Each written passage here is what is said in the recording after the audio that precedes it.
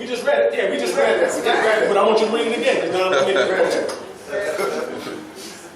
Genesis chapter 12 and verse 8. Amen. Start reading that, Pastor Shepard. And he removed from thence unto a mountain on the east of Bethel, and pitched his tent, having Bethel on the west, and Hai on the east. And there he built an altar unto the Lord, and called upon the name of the Lord. Stop. There's the intimacy. He got to a place where he realized, God, I'm going to call upon you. Yes. God revealed himself to him. And so now he said, God, I need to call on you.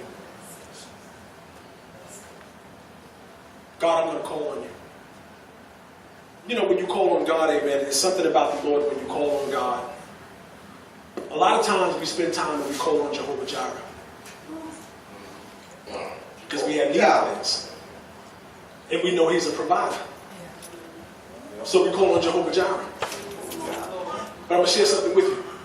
You know when Jehovah Jireh arrives, Jehovah Shalom is also there. Amen. Peace. Hallelujah. When Jehovah Jireh arrives, Jehovah Shalom is also there. And when Jehovah Shalom is there, you know Jehovah Nisi is also in the midst. Amen. Everybody show up. Pastor, what you said, let me give you a plain example of that. When my wife says, okay, we need to go deal with a matter or deal with a situation, or let's say we need to go deal with something. When my wife calls me, she's calling her husband, the father of her children, her pastor, the Spirit of God, because I'm not going anywhere without him. So when I arrive, everything about me arrives on scene. When God arrives on your problem, everything about God arrives on your situation. This is why God says in His Word, I know the things you have need of even before you ask. This is why God is blessing you with things that you didn't even ask for, because when He got there, He saw the need and said, well, let me fix that too while I'm fixing this, and let me deal with that too while I'm dealing with this. And since I'm here, I might as well provide that as well, amen, because they're going to need this in order to get there, amen. So He called on the name of the Lord to establish God, knowing that, God, I'm going to spend this time with you, Lord God. I'm going to spend time in worshiping, give this intimate time where you can pour in me, Lord God, everything I have need of.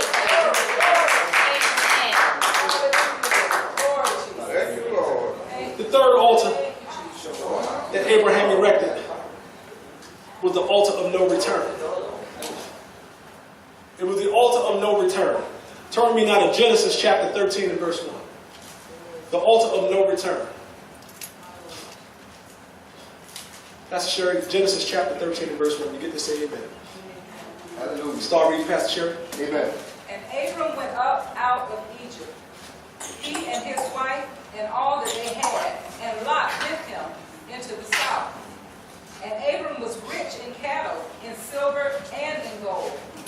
And he went on his journeys from the south even to Bethel, unto the place where his tent had been at the beginning, between Bethel and Hai, unto this place of the altar, which he had made there at the first. And there Abram called on the name of the Lord. Okay, go ahead, keep going. And Lot also, which went with Abram. I'm going to stop right there for a second. So now here's what happened. The very first altar that Abraham built, he returned back to his first altar. Yes, yes.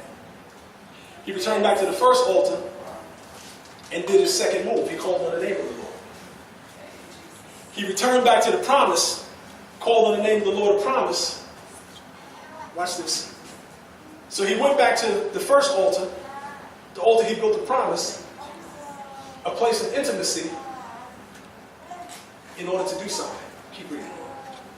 Unto the place of the altar which he had made there at first, and there Abraham called on the name of the Lord. Keep going. And Lot also, which went with Abram, had flocks and herds and tents. And the land was not able to bear them, that they might dwell together, for their substance was great, so that they could not dwell together. And there was a strife between the herdmen of Abram's cattle and the herdmen of Lot's cattle. And the Canaanites and the Perizzites dwelled then in the land.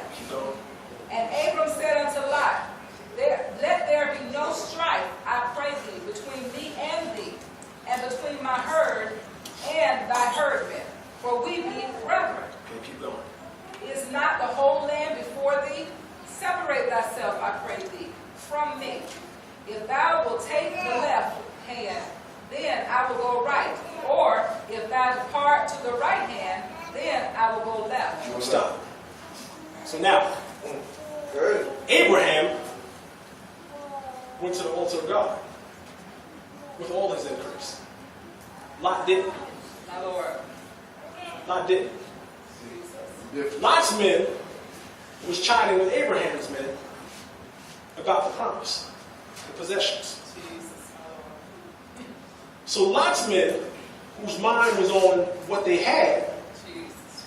Abraham, the Spirit of God that was with him, also covered his herdsmen. Abraham went to the altar of God, the first altar he built, which was the altar of promise. Watch this. And it was also the altar, and he did what he did at the second altar, back to the first altar. So promise, he brought an intimacy to the promise with all the things that he possessed. Lot did not follow the man of God as he went. But Lot followed the man of God out of the problem. So he followed him out of the problem, but then after they got increase, Lot done lost his mind. Yes, he did. Oh. Yes, he did. Oh. After Lot started to gain some things, now Lot, so Abraham realized, listen, okay, if there's strife between us, this don't belong, because the house divided cannot stand. That's right. That's right. He said, the land is before us. You choose which way you want to go. Okay. So if you take the left, I'll take the right. If you take the right, I'll take the left. He gave the first choice. Because he realized that possessions can no longer dwell together. Oh.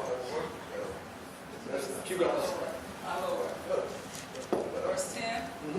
And Lot lifted up his eyes and beheld all the plain of Jordan, that it was well watered everywhere, before the Lord destroyed Sodom and Gomorrah, even as the garden of the Lord, like the land of Egypt, as thou comest unto Zoar. Keep going. Then Lot chose him all the plain of Jordan, and Lot journeyed east, and they separated themselves, the one from the other. Stop. So now, there, Abraham built an altar. Why did Abraham build an altar there? Because Abraham was not going to go back to where he came from.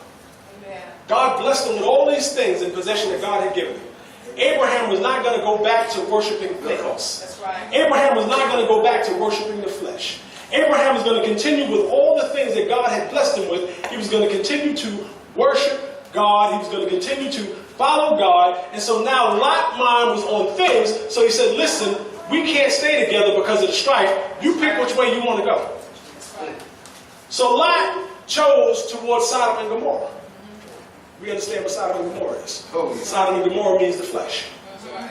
So now he chose the direction of the flesh. Abraham chose that I'm going to stay in the Spirit of God. So Abraham now built an altar that I'm not going to go back to the carnal mind. I'm not going to go back to my old ways. Even though, God, you blessed me with many things, and I can do some things with these things, but God, I'm not going to go back to the way I used to be, worshiping idols, worshiping things, Lord God. My mind is going to be, amen, stayed on the spiritual things, growing in God, amen, continuing to walk in the flow of God. So Abraham built another, he went back to the first altar. Yes, he did. Because he decided, I'm not going back. And because I'm not going back, then I need to stay with the God that brought me here. The true and living God. The God of both heaven and earth. Amen. I'm going to stay with the one that brought me here. I'm going to stay with the one that gave me breath. I'm going to stay with the one that gave me life. I'm going to stay with the one that gives me strength. If I run out of everything, this is the same one who's able to restore me. Thank you, Lord. The fourth altar is the altar of possession. The altar of possession. Genesis chapter 13, verse 17. But I want you to begin at verse 16, Pastor Sherry. The altar of possession. I will make thy seed as the dust of the earth, so that if man can number the dust of the earth, then shall thy seed also be numbered. Arise, walk through the land in the length of it, and in the breadth of it, for I will give it unto thee. Then Abram removed his tent, and came and dwelt in the plain of Mamre, which is in Hebron, and built there an altar unto the Lord. So now, Pastor Sherry, here's what I want you to do. at verse 16 and read again. And I will make thy seed as the dust of the earth, so Increase. Go ahead. that if a man can number the dust of the earth, then shall thy seed also be numbered. Your increases in number. It's a number. God is taking your increases in number. Thank you. Number. Being in the flow of God and being in the promise of God means being in a position where the increase that He has for your life becomes innumerable. That flow is so heavy that you can. This is why He says in His Word, "I'll open up the windows of heaven and pour out a blessing you don't have room to receive." It's innumerable. Even with all that you have, you cannot obtain and you cannot continue to keep it. It has to bless somebody around. It has to be a blessing for others around. Watch this. Verse 17, y'all give God praise. Verse 17, go past here. Thank you, Lord. Arise, walk through the land in the length of it, and in the breadth of it, for I will give it unto thee. Stop. Why did He tell him to walk it? Thank you. He told him to walk it because what He was doing was He was establishing the memory of God's Spirit in the land. Yes. Yes. If I put a fingerprint on something, it'll know that I was present. Yeah. That's right.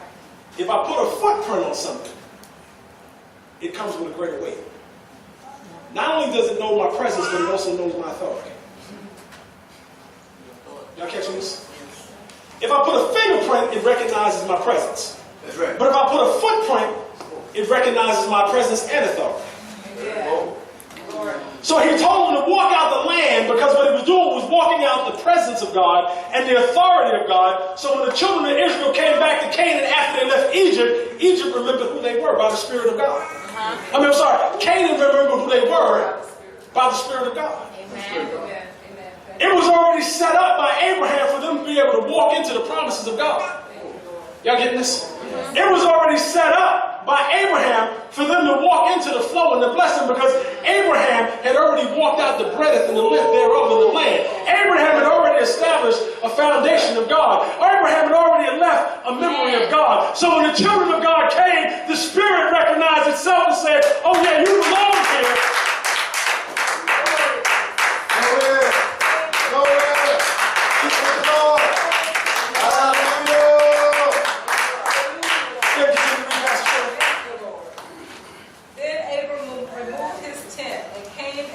Stop.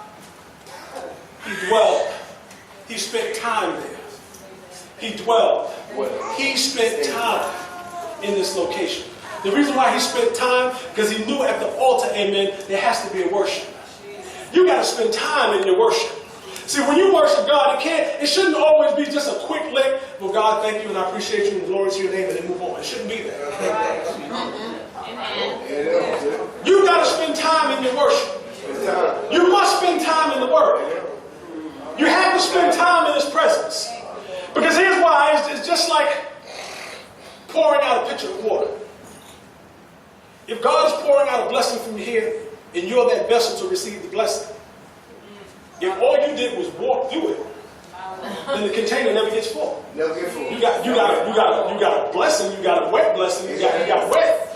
But God wants you to stand still and completely receive all that He has for your life. He wants you to stand still and receive Him in the full instruction on how to be in position with Him.